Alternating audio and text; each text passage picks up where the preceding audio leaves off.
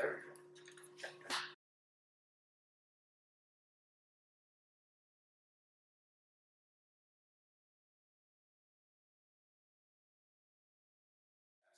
I pick storytelling. That means I get to do all of them, so I don't have to pick anything.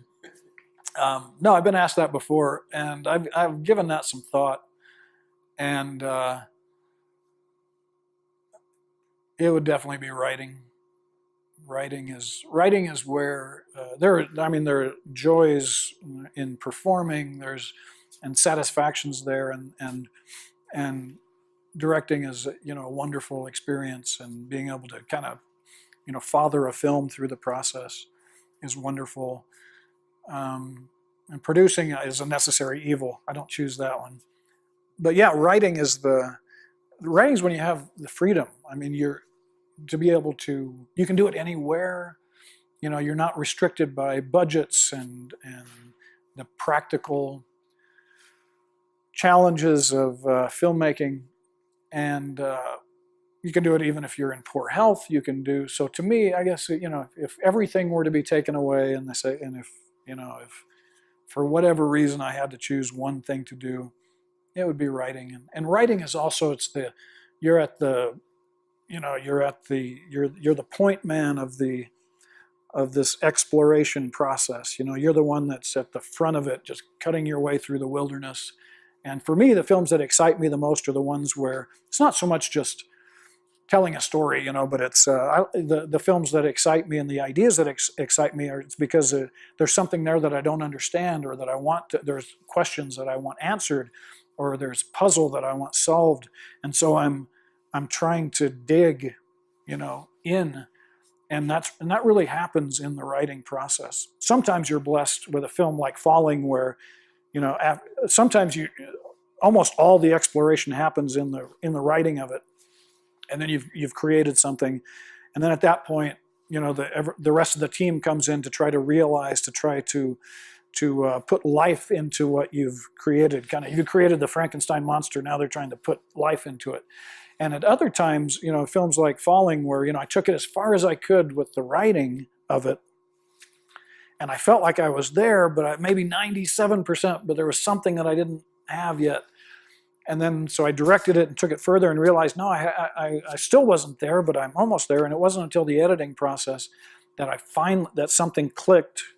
And that, it's actually, oddly, that's a rare thing, because the complexity of the practical complexity of making a film with so much money, so many people, so many things that have to happen, and so much time, and people don't think about that when they think about making a movie. They just think, they're just thinking about, the story and the actors, and they're not thinking about the tables that have to be set up, the food, who's going to take out the garbage, people have to use the bathroom, and just all this stuff. Oh, but with the writing, yeah, you don't have that. You just have, you don't have to think about any of that stuff. It doesn't cost. You can write, a man sitting alone in his closet costs just as much as spaceship explode, an entire planet and a universe exploding. It's all the same on a piece of paper, and for a writer.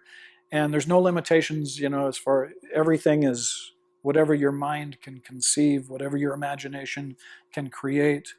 And it's even with physical travel, going to Paris is a hard thing, but going as a writer, just going into the absolute unknown, or into a story that nobody's ever told before, or at least not told the way that you want to tell it, it's free, and it's freeing to know that you can do that, and so yeah, absolutely, I think writing, and I hear a lot of filmmakers are asked this, and I'm always interested in their answers.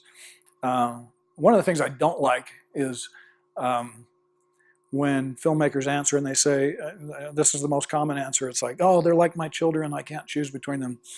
Bullshit. First of all, if you're equating movies with children, you probably don't have any children, because children they're living, breathing human beings that have come out of your love with another person, and movies are not that. they're wonderful. But they're not children. So I always just kind of roll my eyes and say, oh, they're like my children. Go have some children. You either don't have children or you're not a very good parent if that's what you think. Having said that now,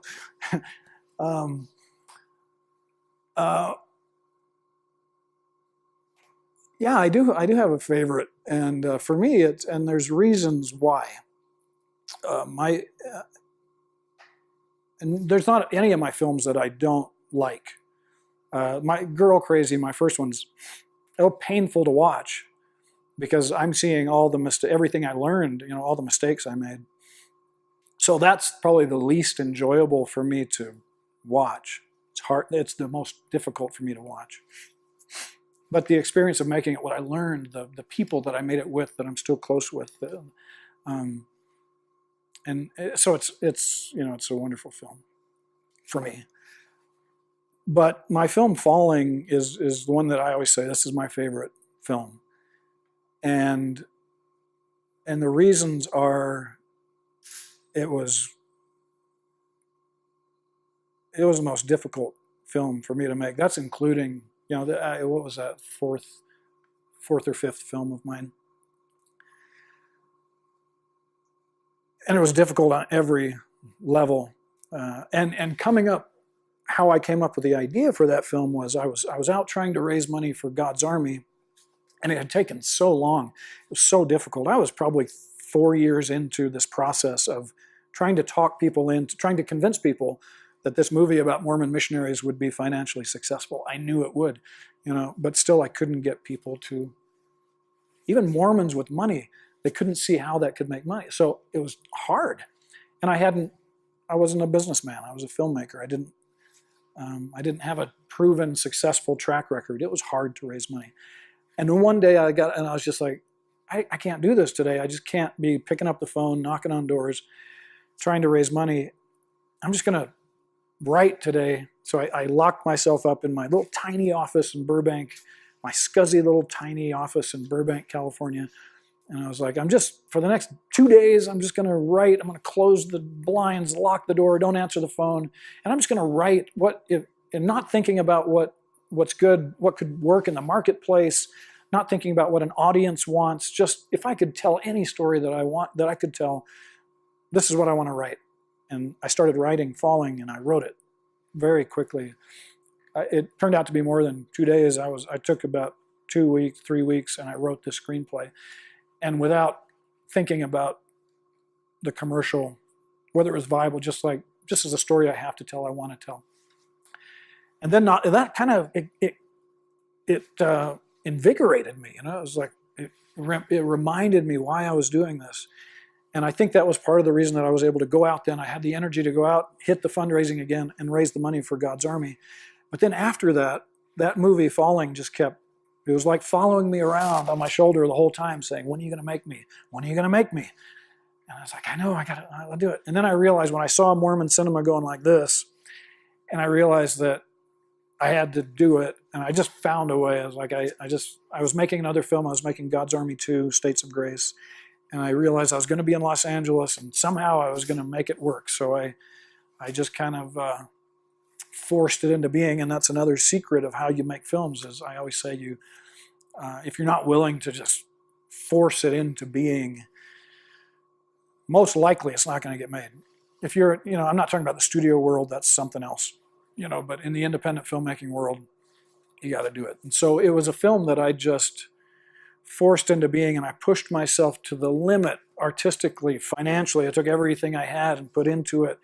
Energy-wise, it was the craziest. It was so hard to make because I was not only it was my own script that I was directing myself, but I was producing myself. I was playing the lead part in it, and about 3 weeks into, we're about a week from finishing production, and my line producer says, "Oh, Richard, I'm about to go to bed. It's 11 o'clock at night. We're all living together in this, on the Santa Monica beach apartment." And he's like, "Oh, well, there's something we should talk about. We don't have any more money." And I was like, "What?" like, yeah, we can't finish shooting the film. And so we had a week left, and I had to come up with like $100,000 to finish. And so I'm shooting all day long, and then at the end of the night, I'm on the phone trying to raise money, and somehow pulled it off and finished the film. But then the post-production, the process. This is a long answer to your question, but and then the discovery, I put so much of myself into that it's the film that I'm most proud of, because it's the most.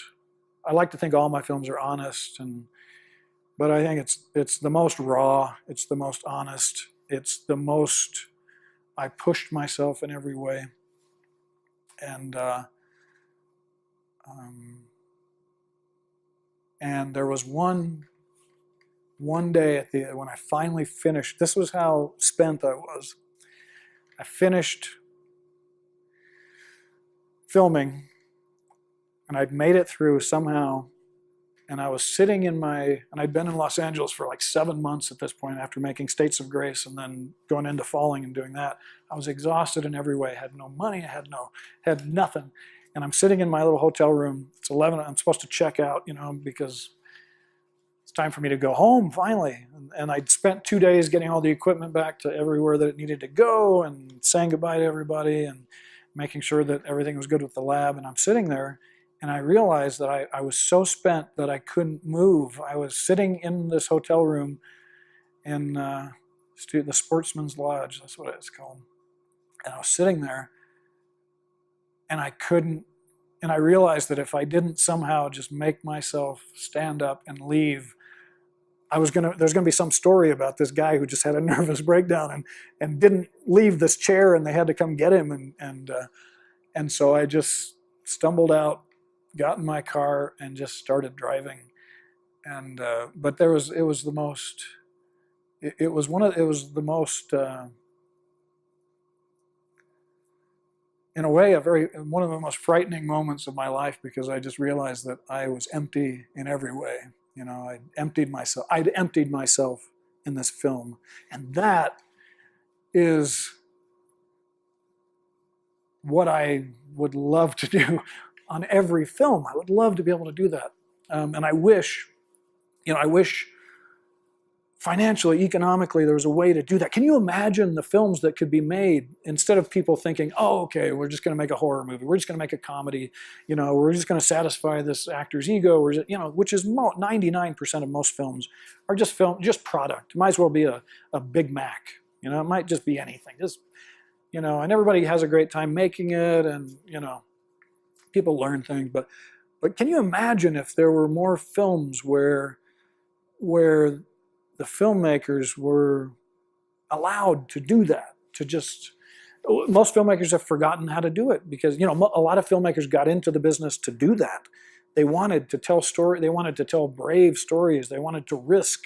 They wanted to reach, and do things that nobody had done before. And they give up. Because why? Because, oh, well, you got to make money or you don't get to make another film. And, oh, guess what? We're behind budget. And, Julia Roberts wants to be in it. So now we have to change this and we have to do that. And before you know it, it's all gone. And I look on the films and I think, man, I see these films that for me, whether they were successful financially, whether they were even successful artistically, but you see these filmmakers,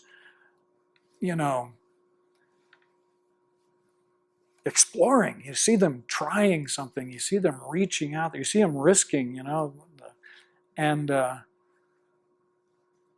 would love. Why? This is why I would probably be a terrible. If they were to make me head of Warner Brothers, I'd either be incredibly successful or I would be an incredible failure, because the first thing I would do is say, okay, 90% of our budget will do what this, but we're going to take 10% of this annual budget, and we're just going to give it to the Paul Thomas Andersons. We're going to give it to the Coppolas. We're going to give it, to hope, one day I'd like to be in that company, and say, go do something that, don't think about the box office. Don't think about, just go for it. And by the way, that was the rule I gave myself on Falling. As I was making the film, I was like, every decision I had to make, I was like, whatever, usually I had to twist it around, because usually every decision you make in filmmaking is what's the commercially smart. And I was like, no, for me, every decision was not based on that, but what was the right decision? What was the artistic decision to make? Whether it was casting, whether it was certain elements in the film, whether there would be music, and it was like, and I just would love to see that more, would love it. And I think in some ways, I think the survival of the art form, it kind of needs it. I see, most 90, I would say, maybe this is an exaggeration, but I don't think so. 98% of the public who watches movies, they don't see film as anything other than a product, entertainment. That's it. They don't see it as an art form. They don't recognize it as art.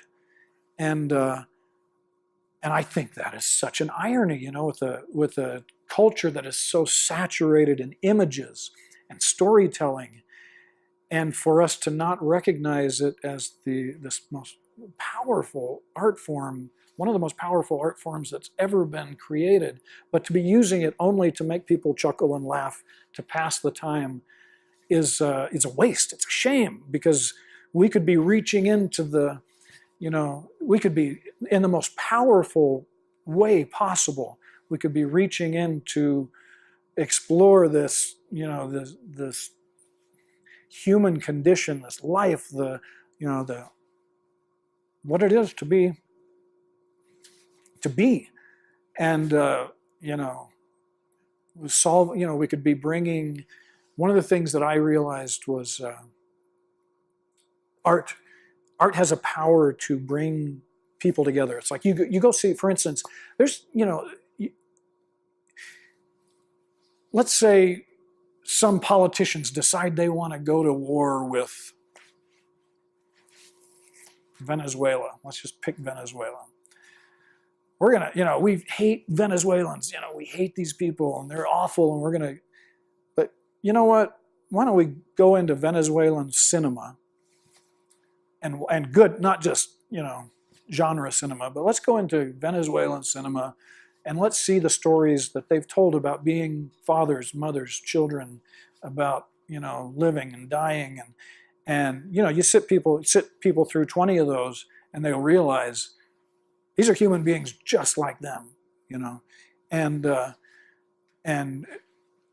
cinema has such power to get rid of all the prejudice, to get rid of bigotry and prejudice and ignorance and hatred, and instead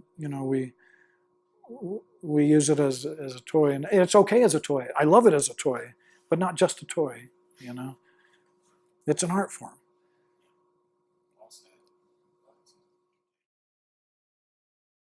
God's Army 3? Yeah. I would love to make God's Army 3. I would absolutely love it. I've got the story, and I haven't written it out yet because I don't see financially it being, I'd have to find an investor who is like saying, okay, we're willing to risk, it'd probably cost $1 million to make. But somebody, my hope would be that sometime, before it gets too late in the day, that I'd find somebody, because that's a story I'd like to tell, God's Army 3. And but I think sometimes I don't really think in sequels generally. I did, States of Grace I did. And going back to the story of so that one, as I was moving to Utah, after I'd made God's Army, and I was moving to Utah because I knew I was going to release the film, and so I was going to spend most of the year here in Utah, and I wanted to come back anyway. But on the drive back, I started to play with the idea of, if I did do a sequel, because sequels have to be better, they have to be better than the first one. And so I wouldn't even bother if it wasn't better than the first one. So I started to toy around. What story would I tell if I were to do a sequel to God's Army? And again, by the time I got to something about that drive between Utah and California, there's something in the air there. and I had the idea, and I sat down with my wife on the stairs of our new house, and I said, okay, this is it. It's like there's going to be a gang guy, and he's going to pull it out. He's a missionary, but he pulls off this thing, and he's got a tattoo, and they're killing, and then this other guy, he messes up, sexually, and my wife said, don't do that movie. And that's when I knew I had to make it. It was like, oh, okay, this is good, compelling stuff. And but yeah, God's Army 3 is. But it was interesting, and the thing I love about the God's Army movies is they're very. I had people ask me, it's like, are you embarrassed about making? I was like, why? I am proud of those movies. They were such sincere expressions of my faith at the time, and and I'm so to have been able to commit those thoughts, those feelings, the faith that I had at that time into those films is a great blessing. And so, and then by the time I made States of Grace, I was in a different place, but very, again, very sincere. And so if I were to do a God's Army 3, it would be the same thing, where it's like, it's, and I think it would be fascinating. And again, now it's been, 18 years since the first one came out.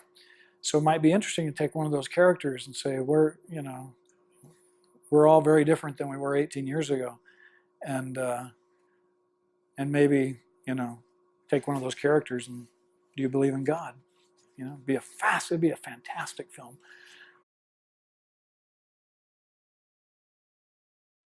Right now, I'm doing a lot of writing for other producers. You asked what happens sometimes in the down periods. What do you do? And I've been fortunate enough to be a little bit in demand as a script doctor and as a rewrite, as hired gun screenwriter. So I've got some producers, LA people, will send me stuff to make good. So I've had some good experiences. I've worked with, the past couple of years, worked with some great people. Worked with John McTiernan, the Die Hard director, wrote a few scripts with him, and George Folsey Jr., who's a producer, who's been around a long time. He's done some great stuff, Blues Brothers and American Werewolf in London and Trading Places and Twilight Zone, just a ton of stuff. So I've written several for him. And right now I'm working on a pilot for a television series that we hope goes. And while I'm doing that, I'm finishing up the comedy, another feature comedy full movie that we've shot. It's all done now. It's called Boys at the Bar. And so that should be ready. We're just doing the final stuff on it now. So we'll have that ready probably in August in theaters. And trying to wait for that lightning bolt of inspiration to see what's going to hit next. One thing about I am probably the biggest supporter of the Utah Film Studios. I recognize the employees and the current owners would probably take issue with that, but I have always thought that these studios were necessary. I thought they were crucial to the development of the film industry in Utah, and not just studio stuff coming in, but the development of the continuing development and strengthening of the independent film industry in Utah. And they're so beautifully done that, when I first started thinking about film studios, there'd been other talks, and of course, there were the Osmond studios before, and so I was very aware of the challenges that that would be that are there, and but to me, we talked earlier about how as soon as I came to Utah, I fell in love with it, and I adopted it. It's like, okay, I was born in Chicago. I love Chicago. It's my birthplace, but this is my home, and it's because it's so beautiful, and and of all the places in Utah to put a film studio in one of the most beautiful spots in the state. I mean, you walk out of the studio. When I first came to this piece of land and was walking around, looking at the mountains, looking at breathing the air and the sky, and if you have those moments of inspiration, everybody has them. Whether it's with a relationship, whether it's with a business idea or anything, when you think this could be, and you have this ideal of what could be. And of course, life happens, and whatever happens ends up it's not that. The relationship wasn't that. The business idea wasn't that. This life situation wasn't that.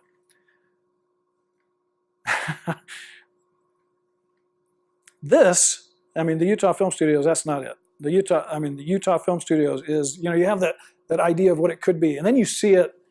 It's just something I don't think I've ever quite experienced something like this, where the end result is everything you hoped it would be. When I walked into, when Marshall and the crew invited me up, and walking into, first seeing the outsides and seeing a studio on this piece of land in this particular space. It's beautiful. It's amazing. It was, literally a dream come true. But then walking into the expanse of the sound stages, and because you see, the magical thing about a film studio is, like, you walk out the door and you're in one of the most beautiful places in the world.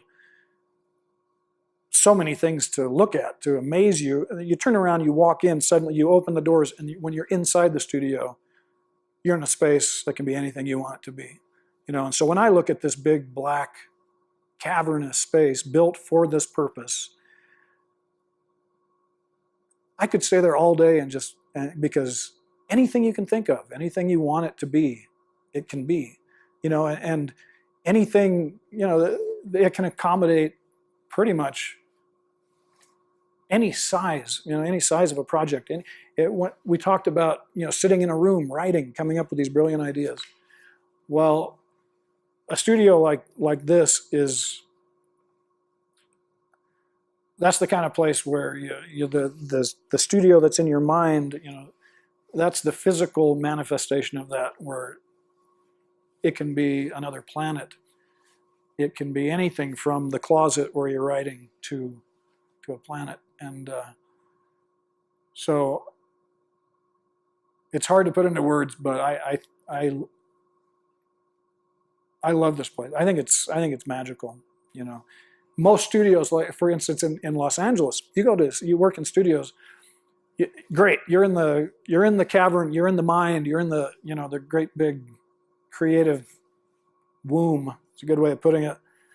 But then you step out the door, and you're in hell. You're absolutely in hell. I think sure you can get a cheap taco across the street, but you're in the real world, and the real world isn't pleasant. You want to get back in the studio. Here it's a little different. You walk out of the studio, you're in the real world, but it's a really beautiful world.